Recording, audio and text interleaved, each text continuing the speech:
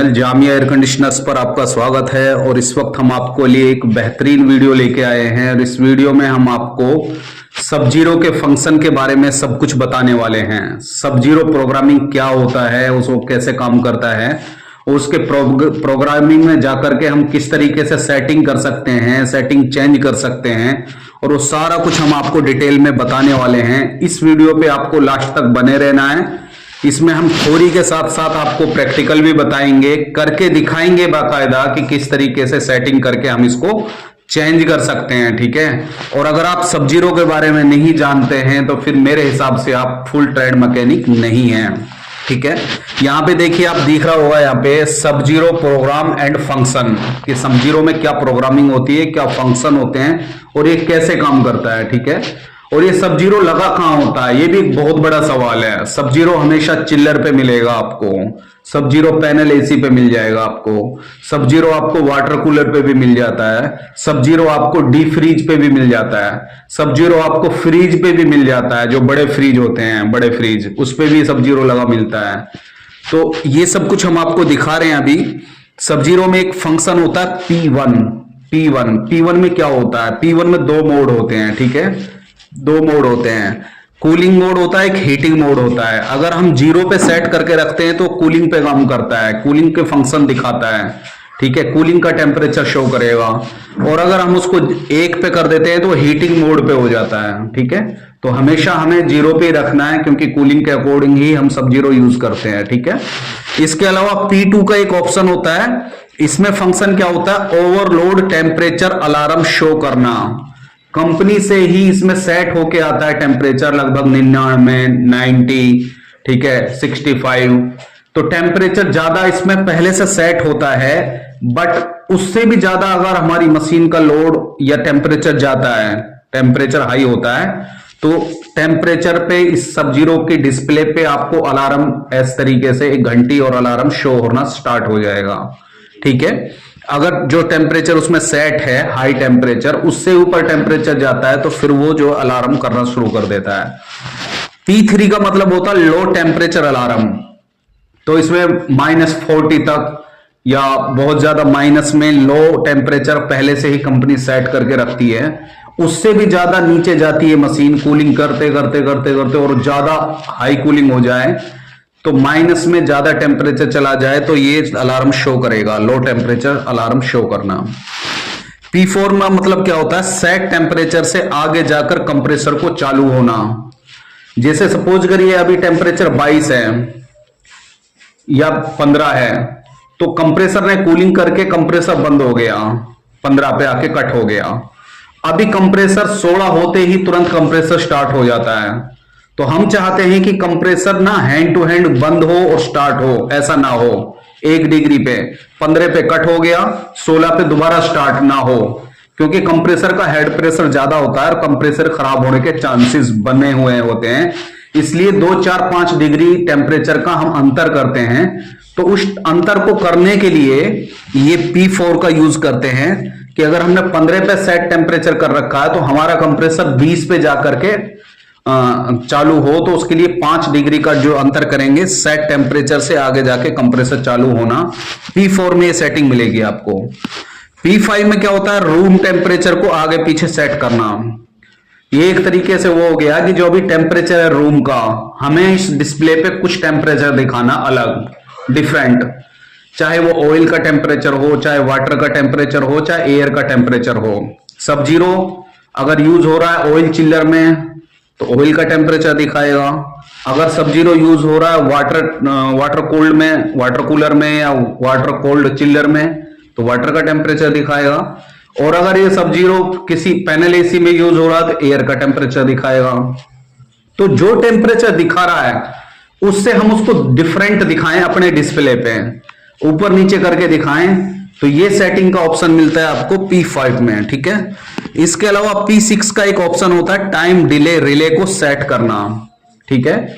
यानी जो हमारा कंप्रेसर के लिए आउटपुट सप्लाई निकलती है ना, वो कितने देर में निकले, 1 मिनट में, 2 मिनट में, 3 मिनट में। ठीक है।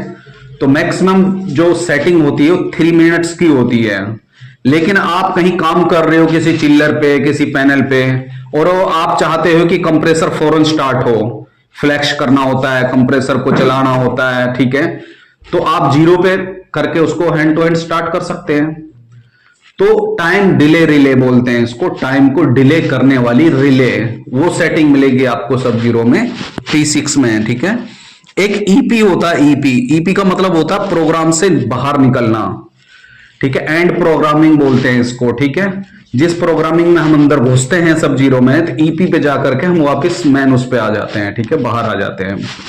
एक पीपी सेंसर होता है, पीपी जो अलार्म आएगा, पीपी कभी शो हो अगर आपको सब जीरो की डिस्प्ले पे, तो इस पे हमेशा समझ जाना कि एक ही समस्या होती है कि जो सेंसर है हमारा वो खराब हो चुका है, तो दूसरा सेंसर आप लगाओगे तो वो पीपी का जो अलार्म है वो खत्म हो जाएगा, ठीक है। एक पीए का भी इसमें ऑप्शन होता है, पीए पे का मतलब होता है पासवर्ड इसमें लगाना, यानी सब जीरो में ऐसा पासवर्ड कोई लगा दे कि सभी आकर के उसकी जान को वो ना बने कि कोई भी आके सेटिंग चेंज कर रहा है, कोई भी आके टेम्परेचर ऊपर नीचे कर रहा है, तो सब छेड़े ना उसको, इस वजह से इसमें पासवर्ड लगता है, पीए जो होता है, ठीक है। सब जीरो में पासवर्ड लगाने का ऑप्शन पीए पे जाना होता है। तो अभी ये थ्योरी हमने बताई, अभी प्रैक्टिकल पे आ रहे हैं, हम आपको दिखाएंगे सब कुछ कैसे ये काम करता है। वीडियो पे आप लास्ट तक जरूर बने रहना है, ठीक है।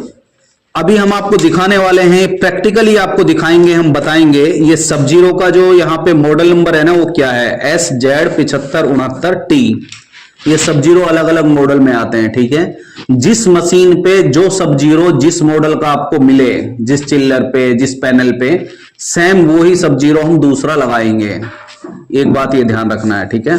ड्रायर पे डिफ्रोस्ट मोड होता है, एक डिफ्रोस्ट मोड, ठीक है, ड्रायर में जो होता है उस पे अगर ये सब जीरो लगाओगे तो नहीं चलेगा। जो मॉडल का जो सब जीरो जहां मिले सब अवेलेबल होता है मार्केट में, वही सब जीरो आपको लगाना होता है, ठीक है। अभी हम आपको चालू करके दिखाएंगे जो हमने आपको थ्योरी में बताया कि वो कैसे कैसे काम होता है, क्या फंक्शन होते हैं, ठीक है। ये देखिए आप, हम अभी आ गए हैं, आपको सब जीरो ऑन कर दिया हमने और 21 टेम्परेचर रूम का दिखा रहा है, ठीक है। ये रूम का टेम्परेचर है यहाँ पे, ठीक है। इसको हम थोड़ा सा ऐसे पकड़ेंगे ना, देखो अभी ये ऊपर दिखाना शुरू कर देगा, 22 हो गया, 23 हो गया, 24 हो गया, 25 हो गया, ठीक है। तो सेंसर हमारा इसका मतलब काम कर रहा है, ठीक है।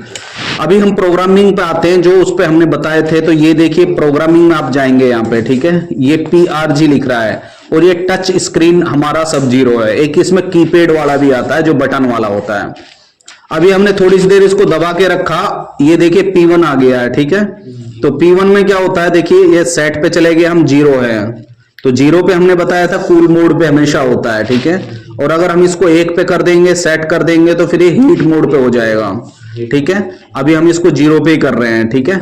ये देखिए अब P2 के बारे में आते हैं, तो P2 में हमने दिखाया था मैक्सिमम टेम्परेचर शो करना, ठीक है।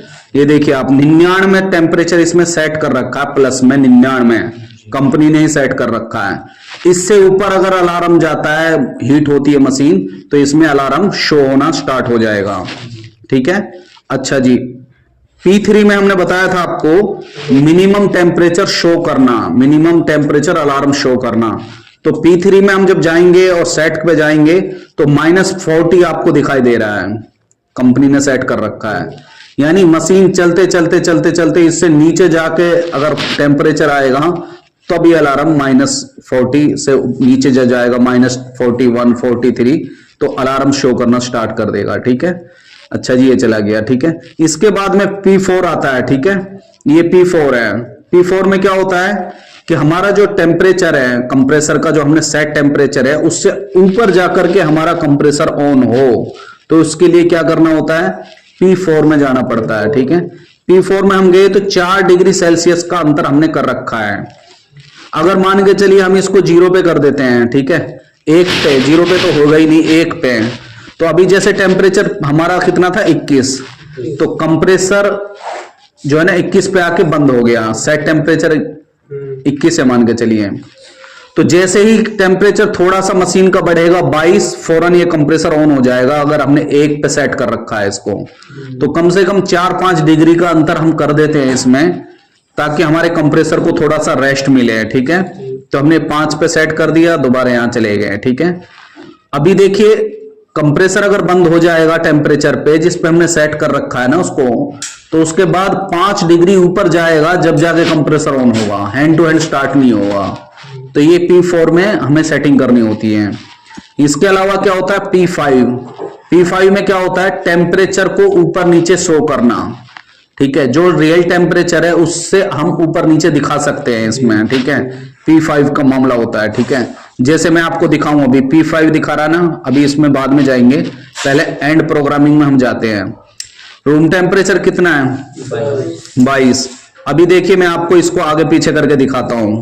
P5 में जाऊंगा, ये P5 रहा 22। अब मैं इसको ऊपर 10 डिग्री का टेम्परेचर कर देता हूं, ठीक है। ये सेट कर दिया। अभी मैं पीछे आऊंगा एंड प्रोग्रामिंग पे, अब देखिए 32 दिखा रहा है। 22 था रियल टेम्परेचर, लेकिन दिखा रहा अब 32 है। तो उसी तरीके से नीचे भी कर सकते हैं हम 22 से। जैसे मैं P5 में दोबारा जाऊंगा और इसको नीचे ले आऊंगा, ठीक है। ये मैं नीचे -10 कर दिया है, ठीक है, यानी नीचे टेम्परेचर दिखाएगा। 22 था ना हमारा रूम टेम्परेचर, तो ये देखिए आपको मैं दिखाऊं एंड प्रोग्रामिंग में, अब देखिए 12 आ गया। तो क्या होता है कि जो रियल टेम्परेचर है उससे ऊपर नीचे अगर दिखाना हो हमें इसमें सेट करके, तो ये हम P5 में जाकर के नहीं सेट कर सकते हैं, ठीक है। अच्छा जी, इसके अलावा मैं आपको बता रहा था, ये देखिए आप P5 में अभी हम उसको वहीं सेट कर देते हैं 0 पे, ठीक है, ताकि जो रियल टेम्परेचर है वही दिखाए। फिर उसके बाद हम आ जाते हैं P6 पे। P6 में क्या बताया था मैंने, टाइम डिले रिले, ठीक है। ये देखिए आप P6 में जाऊंगा, यहां में 1 मिनट का वो दे रखा है, ठीक है, कि 1 मिनट बाद कंप्रेसर आउटपुट सप्लाई निकालेगा। इसको हम 0 पे करेंगे तो ये 0 पे देखिए अभी तुरंत आउटपुट सप्लाई ये निकाल दिया है, ठीक है। P6 में होता है कि जो हमारा आउटपुट सप्लाई निकालेगा सब 0, उसकी टाइमिंग तय करना होता है, ठीक है। ये हम इसको 3 मिनट पे कर देंगे, तो अब ये 3 मिनट बाद निकालेगा आउटपुट सप्लाई, ठीक है। इसके अलावा एक और ऑप्शन बताया था हमने आपको, एंड प्रोग्रामिंग का PP का दिखाया था, ठीक है, वो भी दिखाएंगे। एक और है PA का मतलब क्या होता है, पासवर्ड लगाना है इसमें, ठीक है। ये PA है, जैसे इसमें सेटिंग पे जाएंगे हम, अभी पासवर्ड नहीं लगा हुआ है इसमें, 0 पे है, ठीक है। अगर हम इसे जैसे कितना भी वो लगा लें, अभी हमने पासवर्ड 10 लगा दिया है इसमें, 10 नंबर का, तो इस वक्त सेट करेंगे और एंड प्रोग्रामिंग पे जाएंगे। देखो एंड प्रोग्रामिंग पे जाएंगे अभी, अरे यार ये देखिए अभी 21 टेम्परेचर है। अब इसका कोई टेम्परेचर भी देख नहीं सकता, देखिए आप, ये टेम्परेचर सेट नहीं कर सकता ऊपर नीचे, आ गया ना, PSO हो रहा है यहाँ पे, यानी पासवर्ड मांग रहा है इसमें, ठीक है। ना इसके कोई प्रोग्रामिंग में जा सकता है, ये पासवर्ड मांग रहा है इसका, ठीक है। तो पासवर्ड क्या लगाया था हमने, 10 लगाया था, 10। दोबारा से जाएंगे, अब देखिए अब कोई इसका टेम्परेचर सेट कर पाएगा, ठीक है। तो ये क्या है, PA में है मामला है, ठीक है। तो अभी हम इसका पासवर्ड जो है ना वो चेंज कर देते हैं। क्या करते हैं, देखिए PA मांग रहा है ना प्रोग्रामिंग में जान दे रहा है, ठीक है। तो अभी ये देखिए आप, हम इसका पासवर्ड चेंज कर देते हैं, PA, ये रहा, इसको 0 पे कर देंगे, ठीक है, यानी हम इसमें पासवर्ड नहीं लगाना चाहते, ठीक है। और ये एंड प्रोग्रामिंग हो जाएगा अभी हमारा।